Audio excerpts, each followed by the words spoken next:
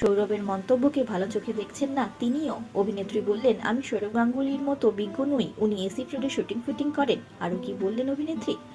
আপনাদের সবাইকে স্বাগত সিনে গসিপে। রাহুল বন্দ্যোপাধ্যায়ের মৃত্যুর ঘটনা তাকেও নাড়িয়ে দিয়েছে। আমরা জানি স্বস্তিকা মুখার্জি রাগ ঢাক রেখে কথা বলেন না। এবার তিনি চাঁচাছোলা ভাষায় বিঁধলেন সৌরভ গাঙ্গুলিকে। অভিনেতা রাহুল বন্দ্যোপাধ্যায়ের মৃত্যুতে যখন শোকে বিভোর গোটা টলিউড, তখন সৌরভ গাঙ্গুলিকে এই বিষয়ে প্রশ্ন জিজ্ঞেস করা হলে তিনি বলেন, কেন যে ও জলে টলে নামতে গেল সেটাই আমি বুঝতে পারছি না। মহারাজের এই মন্তব্যে লুকিয়েছিল এক ধরনের বিষয় এবং প্রচ্ছন্ন সমালোচনা, যা রাহুলের পরিবার আর সতীর্থরা ভালো চোখে দেখেননি। বিশেষ করে যখন রাহুলের মৃত্যুর জন্য শুটিং সেটের গাফিলতির কথাই ক্রমশ সামনে আসছে। এই মতো অবস্থায় এবার অভিনেত্রী স্বস্তিকা মুখার্জি চাঁচাছোলা ভাষায় বিঁধলেন সৌরভ গাঙ্গুলিকে। অভিনেত্রী স্বস্তিকা মুখার্জি এই বিষয়ে বলেন, আমি তো সৌরভ গাঙ্গুলির মতো বিজ্ঞ নই যে সব বিষয়ে মন্তব্য করব।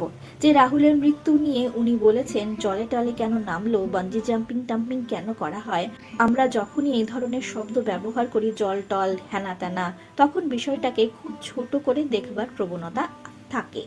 আমাদের ভাষার মধ্যেই বিষয়টাকে ছোট করা হয়ে যায়। ওনার মতো আন্তর্জাতিক এক ক্রিকেট তারকার আরেকটু কনসিয়াস হওয়া উচিত ছিল না? অভিনেত্রী আরো বলেন, কোনো ক্রিকেটারের মৃত্যু হলে তার কাছে প্রতিক্রিয়া জানতে চাওয়া হলে তিনি শোক জ্ঞাপন করতে পারেন। উনি সৌরভ গাঙ্গুলি হয়ে এসি ফ্লোরের মধ্যে নন ফিকশন শুটিং করেন, কিন্তু শুটিং ফুটিং ইন্ডাস্ট্রিতে কিভাবে হয়টায় ওনার জানার কথা নয়, কারণ উনি এত বড় মাপের স্টার যে ওনার অসুবিধাগুলো হওয়ার কথাই নয়।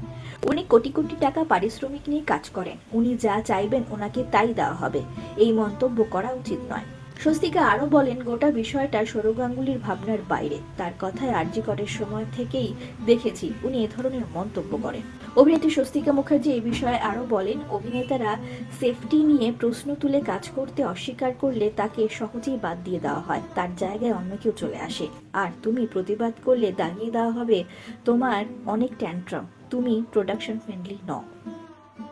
আমরা হলাম সিনে গসিপ। জুড়ে থাকুন আমাদের সঙ্গে, সাবস্ক্রাইব করুন আমাদের এই ইউটিউব চ্যানেলটি।